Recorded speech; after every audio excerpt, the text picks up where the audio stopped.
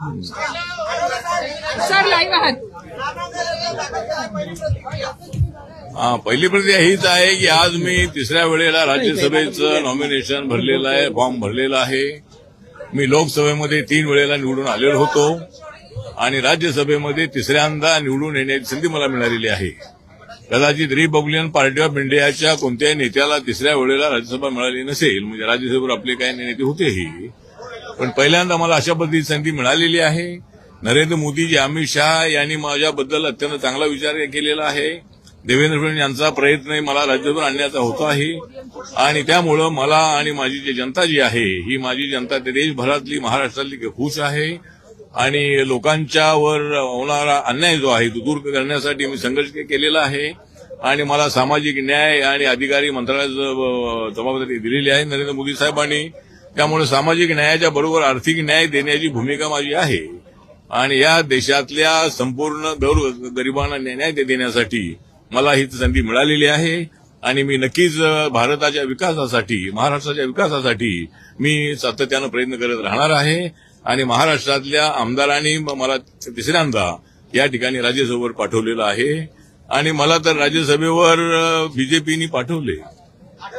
मला राज्यसभेवर बीजेपीनी पाठवले कारण माझं नावच आहे रामदास आठवले. त्यामुळं बीजेपीने मला तिसऱ्यांदा राज्यसभेवर पाठवलेलं आहे आणि मी नक्कीच त्या न्यायासाठी मी आवाज उठवत राहणार आहे.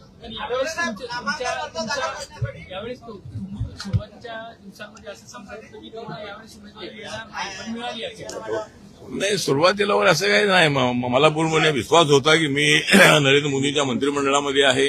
देशभरामध्ये माझी ओळख आहे. देशभरामध्ये जी दलित जनता आहे ती माझ्या सोबत आहे आणि महाराष्ट्रातील आहेच आहे. त्यामुळं माननीय नरेंद्र मोदी साहेबांना माहिती होतं आणि संसदेमध्ये मी नसणं हे सगळ्या खासदारांना अन्यायकारक राहणार होतं. त्यामुळं माझ्यासारख्या एका कार्यकर्त्याला ही संधी मिळालेली आहे आणि ही अत्यंत चांगली गोष्ट आमच्या समाजासाठी आहे. बाबासाहेब आंबेडकरांची कृपा नसती तर कदाचित मला हे मिळालं नसतं. बाबासाहेबांचा आशीर्वाद माझ्या पाठीमागे आहे, छत्रपती शिवाजी महाराजांचा आशीर्वाद माझ्या पाठीमागे आहे आणि जनतेचा आशीर्वाद माझ्या पाठीशी आहे. त्यामुळे मला ही संधी मिळालेली आहे आणि देशामध्ये आहे नरेंद्र मोदींची आंधी, देशामध्ये आहे नरेंद्र मोदींची आंधी. मग का मिळणार नाही मला राज्यसभेची संधी?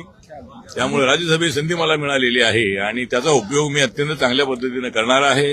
हाऊसमध्ये मंत्री तर मी आहेच आहे, पण आरपीआयचा खासदार म्हणूनही मी त्या ठिकाणी आवाज उठवत राहणार आहे आणि माझा जो फॉर्म आहे, माझं नाव बीजेपीच्या कोट्यामध्ये जरी आला असला तरी बीजेपीकडूनच मी निवडून येणार होतो. त्यामुळे मी 2 वेळेला याच्या अगोदर रिपब्लिकन पार्टी ऑफ इंडियाच्या तिकिटावर मी इथे निवडून आलेलो आहे. त्यामुळे आता सुद्धा मी रिपब्लिकन पार्टीच्या एबी फॉर्मवर माझा फॉर्म भरलेला आहे आणि मी रिपब्लिकन पक्षाचा आहे. माझा बीजेपीसोबत अलायन्स आहे, मी एनडीएमध्ये आहे आणि त्यामुळे मला चांगलं काम करण्याची संधी मिळालेली आहे.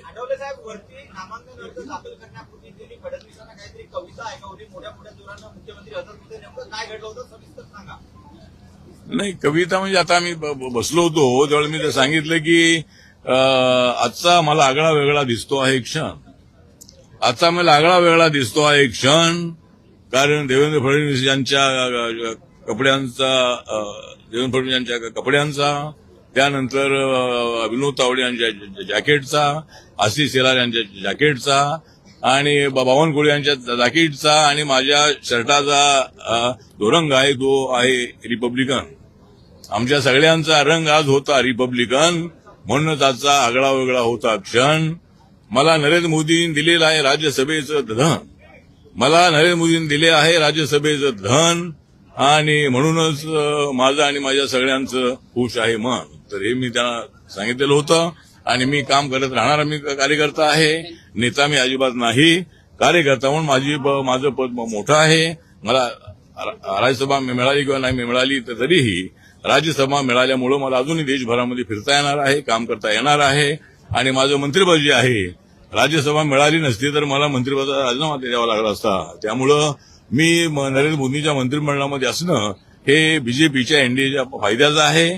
त्यामुळे मला तिसऱ्यांदा ही संधी मिळालेली आहे. राज्यसभा में जा रहे हैं आप, राज्यसभा नॉमिनेशन आपने आज भरा है, जो मौका दिया गया है महायुति की तरफ से, क्या कुछ कहेंगे?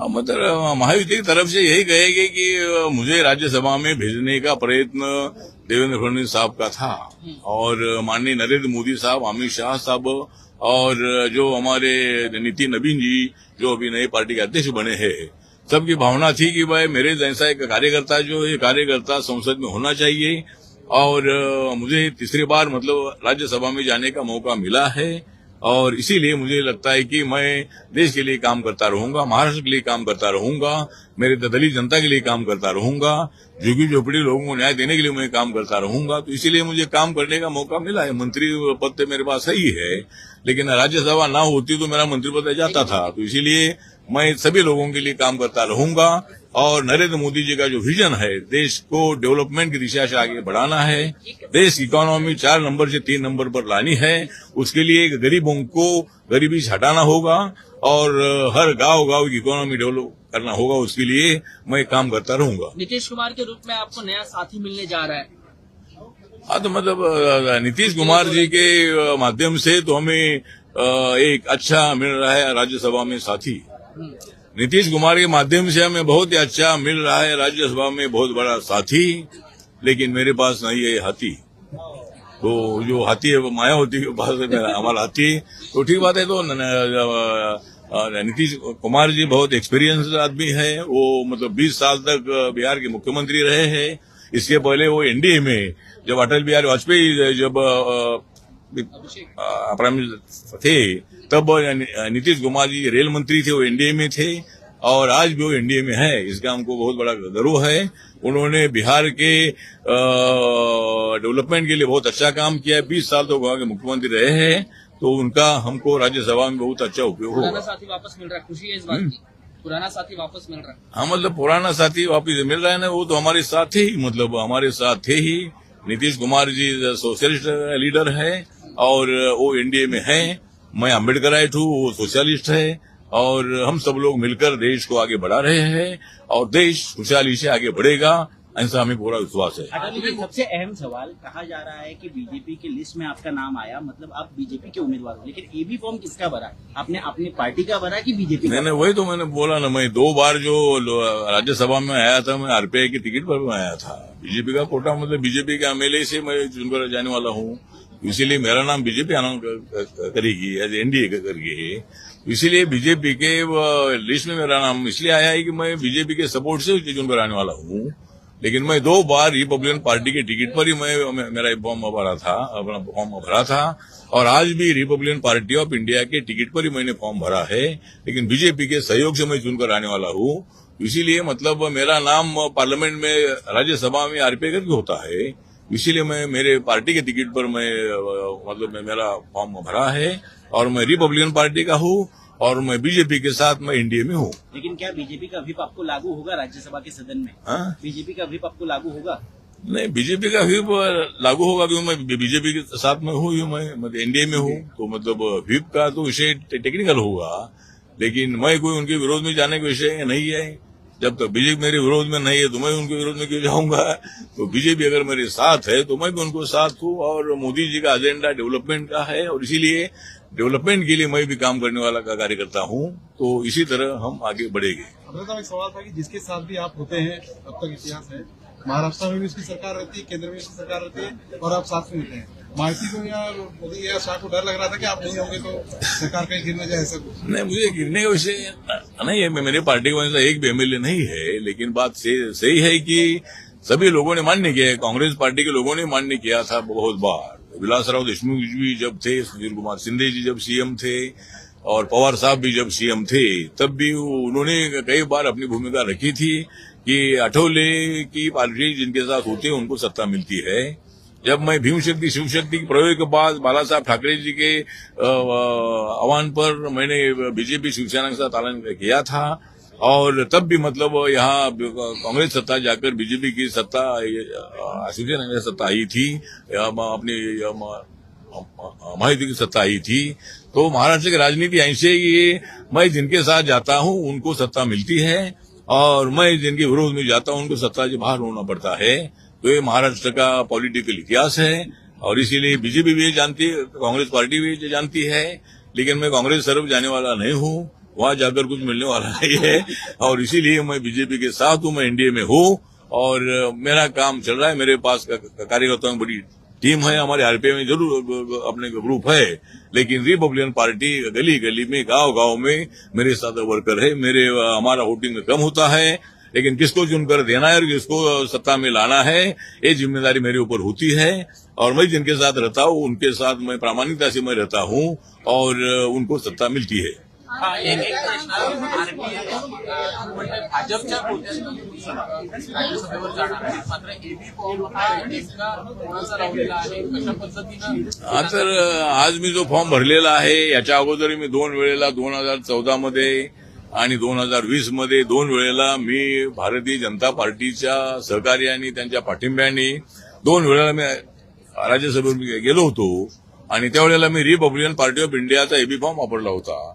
आज सुद्धा बीजेपीच्या कोट्यातून जरी माझं नाव जाहीर करण्यात आलेलं असलं तरी बीजेपीच्या पाठिंब्यावरच मी निवडून येणार होतो, कारण माझ्या पक्षाचा आमदार इथं एक नाही। त्यामुळं माननीय नरेंद्र मोदीजींनी, अमित शहा साहेबांनी आणि देवेंद्र फडणवीस यांच्या प्रयत्नांनी मला बीजेपीच्या माध्यमातून मला राज्यसभा मिळालेली आहे आणि आज फॉर्म भरताना मी माझ्या पक्षाचा, आरपीआयचा, रिपब्लिकन पक्षाचा एबी फॉर्म लावलेला आहे। त्यामुळे रिपब्लिकन पक्षाचा म्हणूनच मी या राज्यसभेच्या निवडणुकीमध्ये उतरलेलो आहे, पण मला पूर्णपणे पाठिंबा बीजेपीचा आहे, बीजेपीच्या आमदारांचा आहे आणि त्यामुळेच मी निवडून येणार आहे। आणि राज्यसभेमध्ये माझं नाव रिपब्लिकन पार्टी ऑफ इंडिया म्हणूनच त्या ठिकाणी असतं। तर आता सुद्धा मी आरपीआयच्या तिकिटावरच मी इलेक्शनला उभा राहिलेलो आहे, पण भाजपच्या पाठिंब्याने उभा राहिलेलो आहे आणि भाजपचे आमदार मला निवडून देणार आहेत। मुख्यमंत्र्यांची तुम्ही अगोदरच्या दिवशी तुमचं नाव जाहीर झालं का, आणि त्या अगोदर तुम्ही मुख्यमंत्र्यांची देखील भेट घेतली, काय नेमकी तेव्हा चर्चा झालेली होती? नाही, चर्चा ही झालेली होती की आपल्याला राज्यसभा मिळणार की नाही किंवा अशी काही चर्चा होती, परंतु मुख्यमंत्र्यांनी सांगितलं की मी स्पष्टपणे सांगितलेलं आहे की आठवले आमच्या सोबत या ठिकाणी आहेत आणि त्यांचा उपयोग आम्हाला त्यांच्या पक्षाचा मोठा आहे आणि त्यामुळं त्यांना राज्यसभा मिळणं अत्यंत आवश्यक आहे। ते आपल्या केंद्राच्या मंत्रिमंडळामध्ये राहणं अत्यंत आवश्यक आहे। हे मी वरती अमित भाईंना वगैरे सांगितलेलं आहे, नितीन नबीन यांना सांगितलेलं आहे, पंतप्रधानांनी संपर्क साधलेला आहे आणि तुम्हाला राज्यसभा मिळालीच पाहिजे अशा पद्धतीची भूमिका त्यांनी वरती मांडलेली होती आणि नक्कीच आपल्याला राज्यसभा मिळेल अशा पद्धतीचा विश्वास सुद्धा त्यांनी माझ्यासमोर व्यक्त केलेला होता। पण पुढे त्यांच्याबरोबर ही चर्चा झाली होती की आम्हाला महापालिकेमध्ये मुंबईला एकही जागा मिळाली नव्हती, पण पुण्यामध्ये मात्र आमचा डेप्युटी मेयर आहे आरपीआयचा आणि काही ठिकाणी महाराष्ट्रामध्ये 30-40 लोक आमचे निवडून आलेले आहेत, पण ते बीजेपीच्या सिंबॉलवर निवडून आलेले आहेत। कुठं याच्यावर एकनाथ शिंदेच्या सिंबॉलवर आलेले आहेत निवडून, कुठं अजितदादांच्या सिंबॉलवर निवडून आलेले आहेत। पण या ठिकाणी माझी चर्चा झालेली होती, त्याच्यामध्ये आता आम्हाला एक जी 5 नॉमिनेशनच्या ज्या जागा आहेत त्यामधली एक जागा एमएलची आम्हाला मिळावी ही मागणी त्यांच्याकडे केलेली आहे। त्यानंतर महामंडळाचा 1 किंवा 2 चेअरमन पद आम्हाला द्यावीत आणि काय महामंडळाचे मेंबर द्यावेत त्यांनी मान्य केलेलं आहे। त्यामुळे आता ज्यावेळेला लवकरात लवकर हे सगळं काम त्यांनी उरकावं अशा पद्धतीची त्यांना विनंती आम्ही केलेली आहे आणि सगळ्या निवडणुका झाल्यानंतर आम्ही हा निर्णय घेणार आहोत, त्यांनी अगोदर आपल्याला सांगितलेलं होतं। ही त्यांच्यासोबत चर्चा आमची झाली होती। आरपीआयच्या संघटना भरपूर विखुरलेल्या आहेत, तर त्या संघटनांना एकत्रित आणण्याचा आपला प्रयत्न असतो? नाही, माझा प्रयत्न आहे की एकच पक्ष, रिपब्लिकन पक्ष असावा अशी माझी भूमिका आहे आणि बाबासाहेबांचं स्वप्न साकार करायचं असेल, गोरगरिबांना, दलितांना, आदिवासींना आणि कष्टकऱ्यांना न्याय द्यायचा असेल तर रिपब्लिकन पक्ष बाबासाहेबांच्या खुल्या पत्रातला असला पाहिजे आणि तो व्यापक असा रिपब्लिकन पक्ष असला पाहिजे। त्यामुळं पुढच्या काळामध्ये नक्की मी असा प्रयत्न करणार आहे, पण आता ऐक्यासाठी माननीय बाळासाहेब आंबेडकर यांनी पॉझिटिव्ह भूमिका घेणं अत्यंत आवश्यक आहे। तर बाळासाहेब आंबेडकरांनी जर भूमिका चांगली घेतली तर मला वाटतं की समाजाचं ऐक्य होऊ शकतं, रिपब्लिकन पक्षाचं ऐक्य होऊ शकतं आणि मोठी ताकद आपली महाराष्ट्रामध्ये राहू शकेल। त्यासाठी नक्की भविष्य काळामध्ये मी प्रयत्न करत राहणार आहे। चला काय नाही